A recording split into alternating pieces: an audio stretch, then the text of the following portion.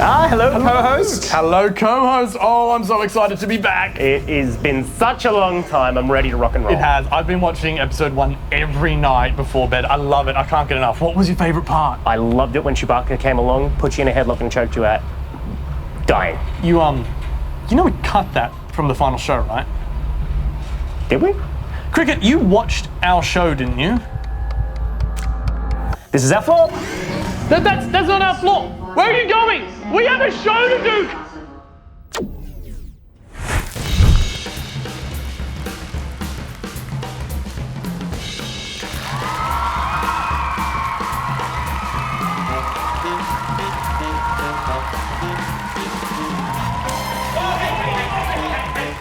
That's your call.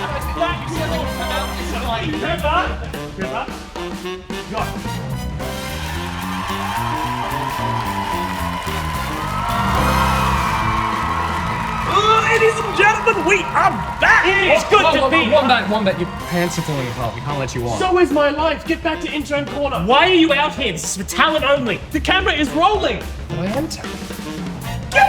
Yeah! God, can't get good interns these days.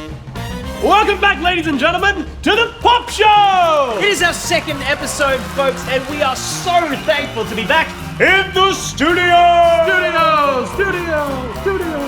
Still got the echo. Still got the budget. Hey. And we are so grateful for all of the views that we got. I mean, 160 was just kind of We got 160 billion views? 160 billion views. Wombat, don't you think that if we got 160 billion views that you could afford some new pants? We're meant to be professionals. Oh, that's not good.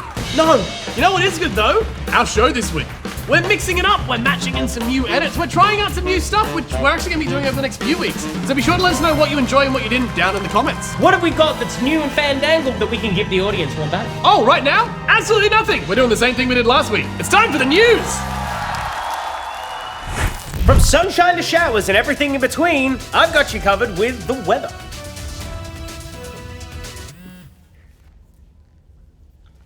Yeah, Wombat? Look, I know, this is just something I've wanted to do, alright? I've always considered myself to be a bit of a weatherman, you know? Alright, fine, I'll throw to you in a minute. Real news. An absolute shitstorm of legal troubles is swirling for Pierce Brosnan after he ventured into a restricted area of Yellowstone National Park. Perhaps he didn't learn his lesson from facing the volcanic fury of Dante's Peak. Now, the forecast for his court appearance remains uncertain, and it seems that his old license to kill won't shield him from any of the storm of legal arguments to come. Staying on the West Coast, beavers have finally been added back into the wilds of California for the first time in 75 years. Although, if Wombat's love life is anything to go by, I'm surprised beavers are returning at all. Moving on. For those fans of Steven Spielberg's 1991 movie Hook, we've recently discovered that it almost became a musical. This news is absolute music to our ears, especially since the original soundtrack is now available to the public.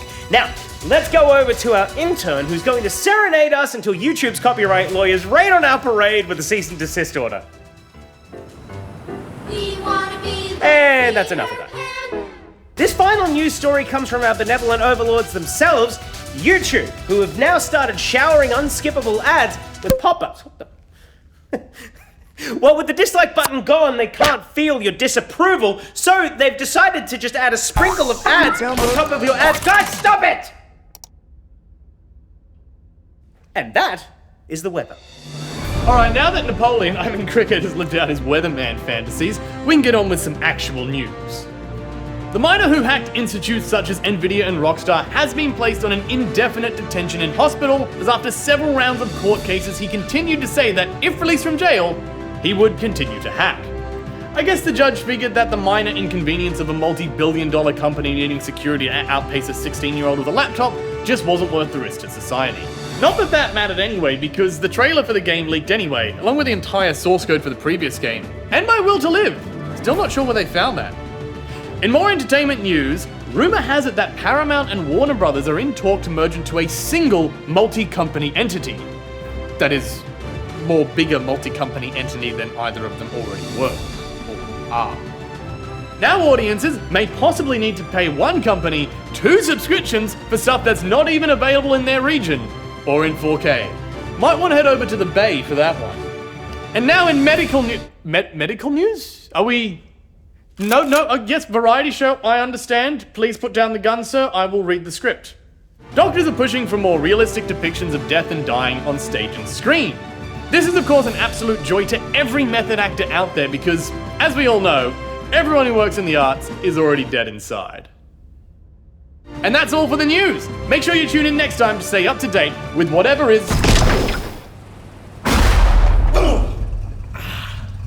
Cricket, why are we in the Delorean? Well, we need to go back. Remember our previous guest? Oh, Jimmy. No, the one before that.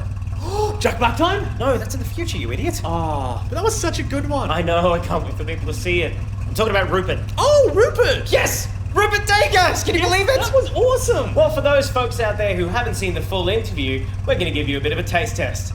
So when this baby hits 141.622 kilometers per hour, you're going to see some serious shit. Cricket, I'm pretty sure it's not...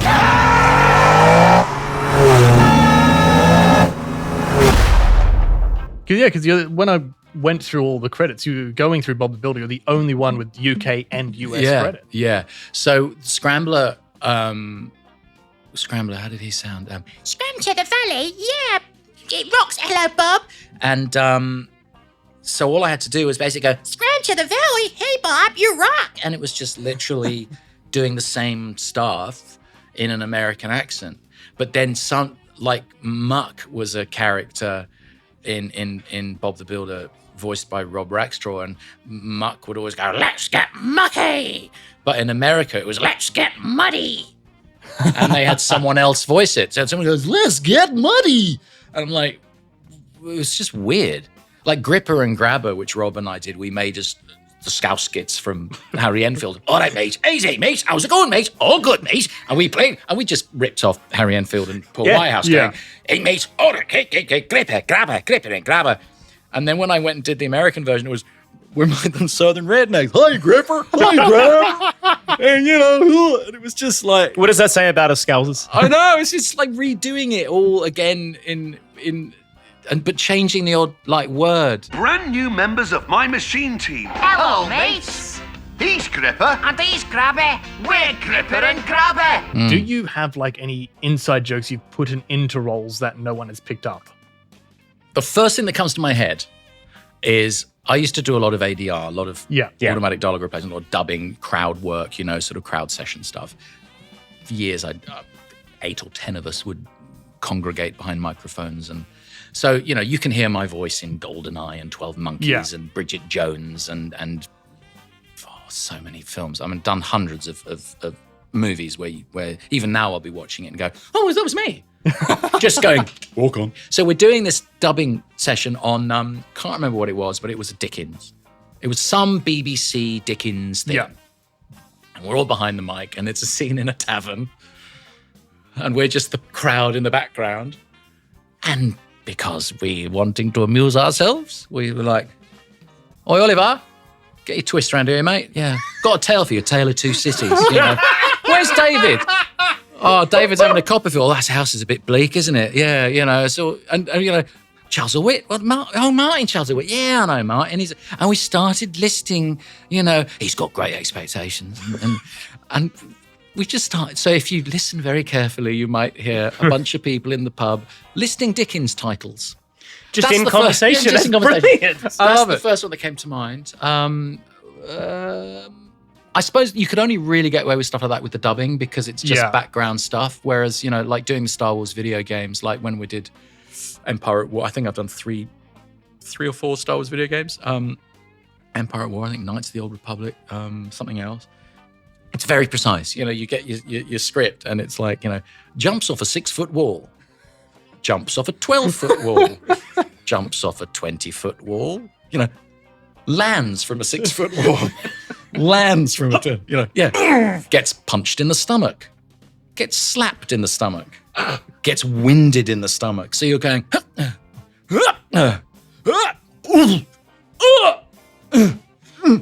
then, and you do this for hours, his finger gets blown off, his hand gets blown off, his arm gets blown off, It's feel like, the knight in Monty Python and the Holy Grail. Okay, that's right. Come on, go with the other one. Oh, still got me, still walking her. Now stand aside, worthy adversary. 'Tis but a scratch. A scratch? Your arm's off. No, it isn't. Well, what's that then? I've heard worse. One of your first dubbing jobs was an anime, wasn't it? Like back It was. Like, because My God, you have done your research. a little bit. It's like Yes. because I'm an anime fan. Yes. And like Uruk Sokodoji, Legend of the Overfiend. My favorite line in anime was, "Let's give those motherfuckers a taste of nuclear shit." And like you go and you like, especially back in the 80s and the 90s when they weren't quite exact with the dubs, you go online and one of my favorites is Lupin the Third, and you go to the American dubs of these and there's some really obscure shit. It's like, let's get chicken nuggets, and you go, where does this come from? I've no idea. It's like, yes, exactly. Or the sort of all the private parts are all blurred out. Yep. Oh my god, they're gonna see the lot. And I'm dubbing this thing in some basement in St. Anne's Court in Soho, circa 1994 or whatever. You know, going, wow, I like this. This is fun. I did a thing called Keku Kamen, and there was a gym teacher. So I made him like Annie, and this sort of, I'm your gym teacher, you come. Then the second part of Keku Kamen was when I brought in Alec Guinness. He was a samurai, and he was the samurai warrior who was sort of, he had the robes on, and he had the samurai sword, and your father's lightsaber. And it was those anime things were great. But they're known for, like, especially what's called shonen, is there's a lot of screaming involved. And these people will do they will only be able to do like 45-minute blocks and have to stop for 3 hours. Wrecks your voice. It's insane. It's absolutely, yes, absolutely. I lost the very first thing one of the first things I dubbed was a film called Stalingrad. Oh. And I was trying to impress the director. It was the English dub of this movie that came out, I think, in 93, 94. Yeah. Brilliant film, by the way. It's a German film made by, I think, Film Constantin. And it's a really, really brilliant film, and it's got on the Russian front. And I was 24, and I wanted to impress the director, such an idiot. And been there. So I'm like, I'll do that one. I'll do that. And I volunteered for every death scene, every, I will get you where you're going. And then I wrecked my voice, and I learned a very valuable lesson.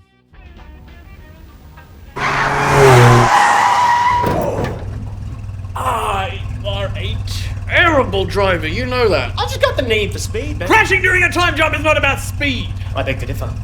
You know what? Time trial. You and me, Rainbow Road. Winner keeps Susie. Deal. Wait, who's Susie? The car. The car is not called Susie. The car is called Susie. Why would you call it? Winner names the car! Done! Go! Ladies and gentlemen, welcome to the Pop Racer. Here on Rainbow Road, our contestants will get to pick between one of 3 vehicles. First choice, they have the classic Batmobile. Need I say more? Second, they could pick the Delorean, which we've tweaked. She'll do more than 88 on our track. Or finally, they could take the Pod Racer. Once they pick their vehicle, they will have just 10 minutes to post the fastest possible time they can before we record it for all of history here on our leaderboard.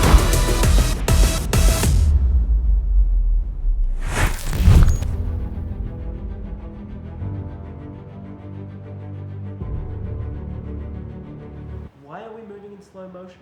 We couldn't afford the high-speed camera. Okay. Folks, because Wombat and I are about to go head-to-head on the Rainbow Road, we sadly can't do our own commentary. What we can do, however, is hand it over to professional esports commentator, Max Formal!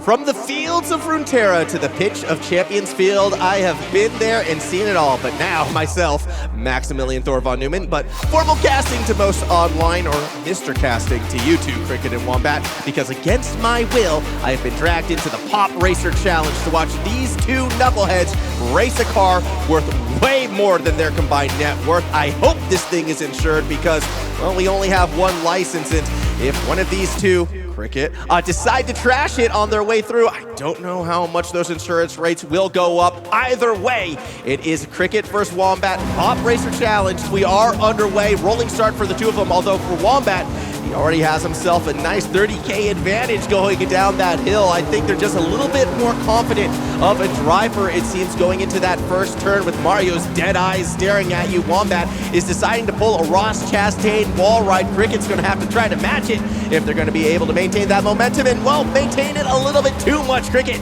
has actually sent himself sideways. A bit unfortunate for the driver whose skills are kind of being put into question right now. Wombat very comfortable, able to use all sides of the road. One of the benefits when driving in Rainbowsville, I suppose, there's no left or right. You can drive wherever you want to, as Cricket wants to drive it into the wall. Not sure that's intentional, and again, those insurance rates, well, they're going up, up, up, just like Wombat's chances of winning this challenge. Look, for Wombat right now, he is in a fantastic position, and it will be a privilege to hold the Pop driver's license going into the future. You can choose when and where to take this DeLorean. After all, with the time machine, you can go whenever and wherever you like. And that's a pretty nifty prize to be taken away from Cricket as we are coming through right now. Wombat still has himself a fantastic little lead. Only a couple more turns left. Cricket's really going to have to nail these last corners. And again, they spin it out.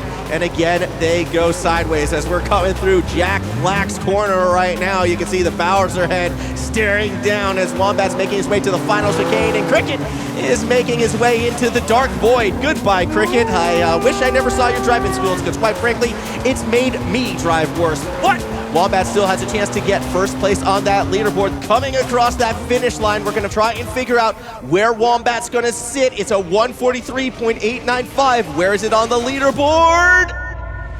Second place, not quite fast enough to topple Jimmy right now, who will remain on top. Wombat in P2. And realistically, look, these two, if I were on that track, they'd be sitting P10 and below, out of the points. I'm sorry, once I get on this thing, you're all in trouble. I'm coming! Quick, turn in reverse! Get over the line! My handle? Oh no! Reverse! Reverse! No! Okay. Oh my god, I won! I'm so happy! We did it, buddy! You lost! I won! Can I just one last? Absolutely. Ow! Also, hand over your keys. Fine. You had the good key? Yes, I have the good key. I beat up the intern looking for that!